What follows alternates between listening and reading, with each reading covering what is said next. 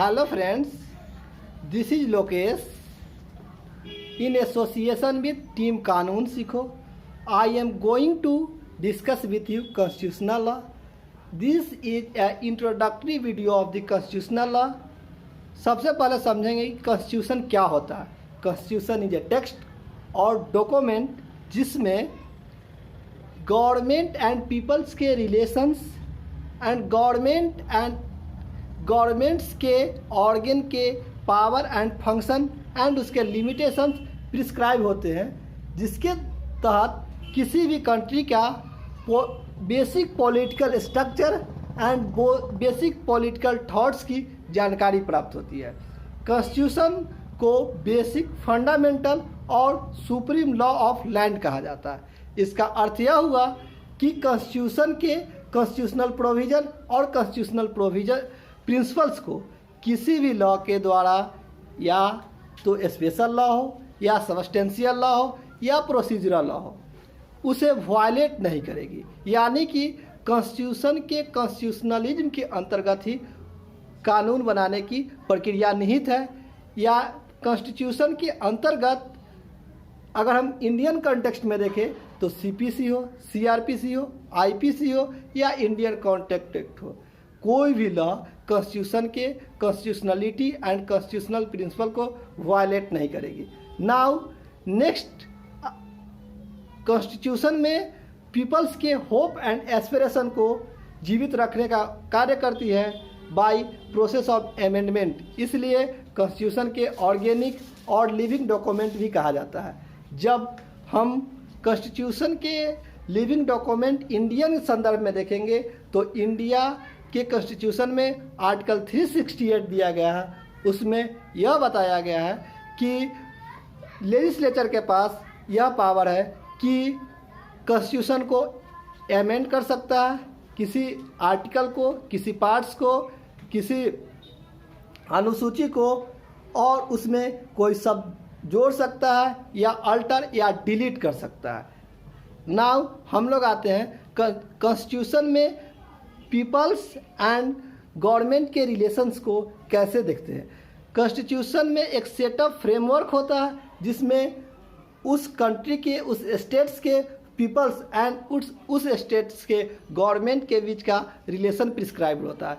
As a Indian constitution में देखेंगे तो आप पाएंगे कि आर्टिकल 12 to 35 यानी कि chapter of fundamental right part 3 में दिया गया है कि पीपल्स का बेसिक राइट्स क्या है, और directive principle of state policy में दिया गया है कि गवर्नमेंट का पॉलिटिकल आइडियोलॉजी क्या होगा। गवर्नमेंट किसी भी पार्टी से आए, कोई भी आइडियोलॉजी आए, लेकिन कॉन्स्टिट्यूशन में डायरेक्टिव प्रिंसिपल को ध्यान में रखते हुए पॉलिसी फॉर्म करेंगी और लॉ बनाने का कार्य करेगी। जैसे इसी प्रकार सभी देश के कॉन्स्टिट्यूशन में पीपल्स एंड उसके गवर्नमेंट के रिलेशंस वर्णन होते हैं। या यह गवर्नमेंट मिलिट्री स्टेट हो या ऑटोक्रेटिक स्टेट हो, लेकिन कॉन्स्टिट्यूशन वहाँ का उसी नेचर का होता है। इसके बाद हम लोग समझेंगे गवर्नमेंट के ऑर्गन्स को, गवर्नमेंट के जो ऑर्गन्स के बीच पावर, फंक्शन एंड रिलेशंस के प्रिस्क्राइब करने के लिए कॉन्स्टिट्यूशन का सहारा लिया जाता है, जिसमें आता है first organ legislature, executive and judiciary.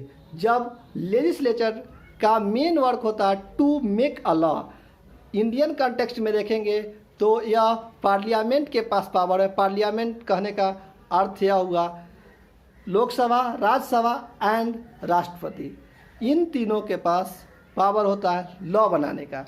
Law बनाता है और उसे इन्फोर्स करने का कार्य एग्जीक्यूटिव करती है, और उनके बीच इंटरप्रेट करने का काम या उनको प्रोटेक्ट करने का काम जुडिशियरी का होता है।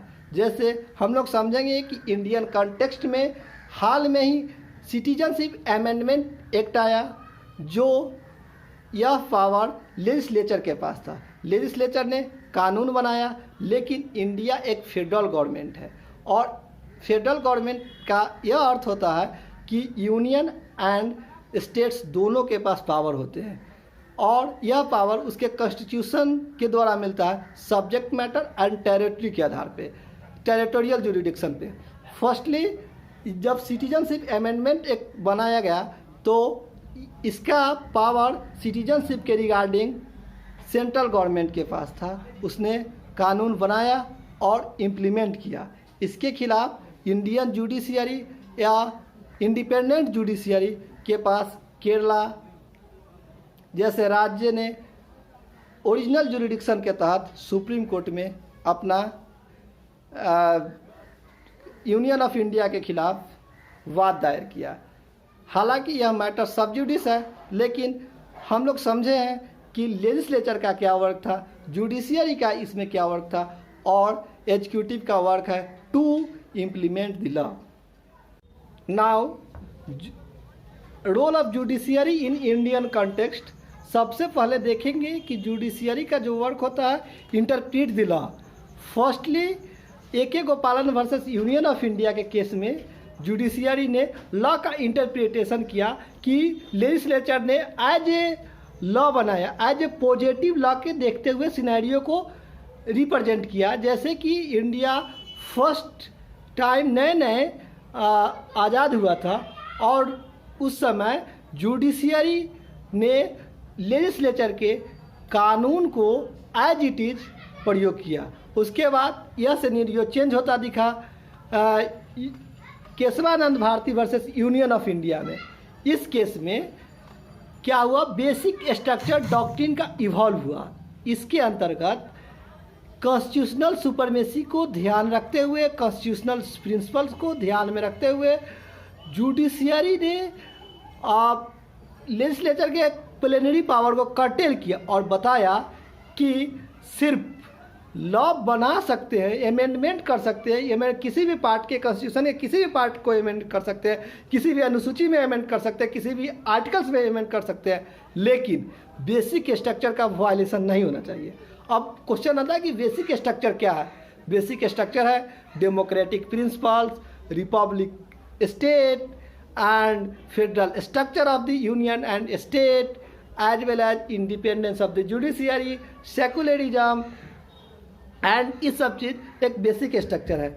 नाउ अब आते हैं इसके बाद Maneka Gandhi versus union of India के केस में सुप्रीम कोर्ट ने यह डायरेक्टली कह दिया कि जो लेजिस्लेचर का पावर है यह आर्बिट्रेरी नहीं होगा, यानी कि लेजिस्लेचर को नेचुरल जस्टिस के प्रिंसिपल्स के आधार पे ही कानून बनाने की आवश्यकता है।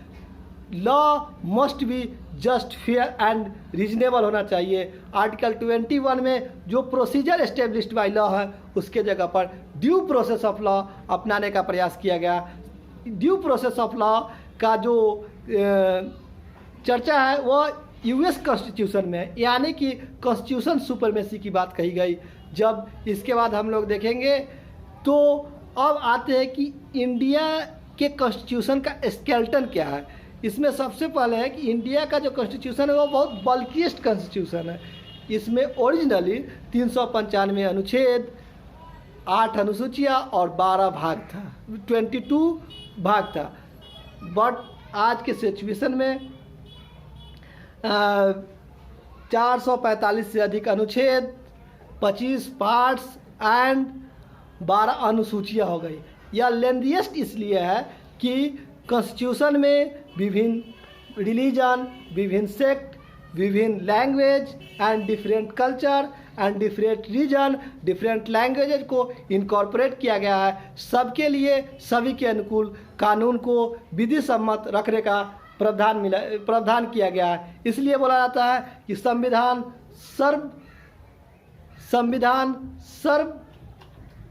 सर्वसम्मति और कॉन्स्टिट्यूएंट असेंबली के द्वारा बनाया गया है। उसके बाद कॉन्स्टिट्यूएंट असेंबली ने यह भी प्रयास किया कि सभी कल्चर, सभी इथनिक, सभी थॉट्स को इनकॉर्पोरेट करने का प्रयास किया गया। उसके बाद जब हम लोग देखेंगे कि फेडरल कैरेक्टर, इंडियन जुडिशियरी, ये सब चीज़ को, इंडिपेंडेंट जुडिशियरी को इनकॉर्पोरेट किया गया। जब हम स्केलेटन को प्रयास करेंगे तो आर्टिकल 1 to 4 सिटीजन टेरिटरी की बात कही गई है। आर्टिकल 1 कहता है India, that is Bharat, shall be union of state, यानी कि जो यूनियन ऑफ स्टेट है, यहाँ का जो यूनियन है वह राज्य कंट्री से अलग नहीं निकल सकता। लेकिन यूएसए में क्या है कि वहाँ के फेडरल स्ट्रक्चर से कोई स्टेट बाहर निकल सकता है, यानी कि इसका यह मतलब हुआ कि वहाँ स्टेट्स ने पावर दिया है सेंटर को, बट यहाँ कॉन्स्टिट्यूशन ने power centre and union and state को डिवाइड किया है, इसलिए यहाँ कॉन्स्टिट्यूशनल सुप्रीमेसी की बात की जाती है।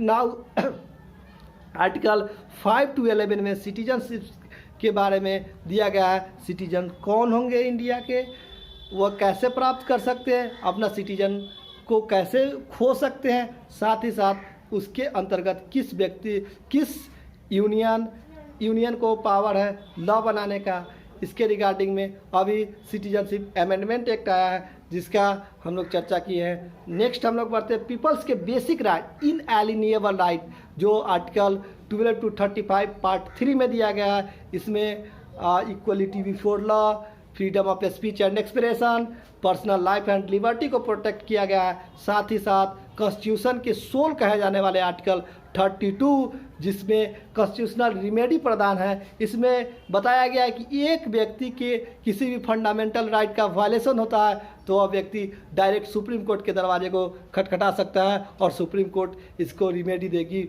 इसलिए सुप्रीम कोर्ट को गार्जियन ऑफ द कॉन्स्टिट्यूशन कहा जाता है, guardian and protector of the peoples के फंडामेंटल राइट को प्रोटेक्टर कहा जाता है। Now directive principle of state policy दिया गया है।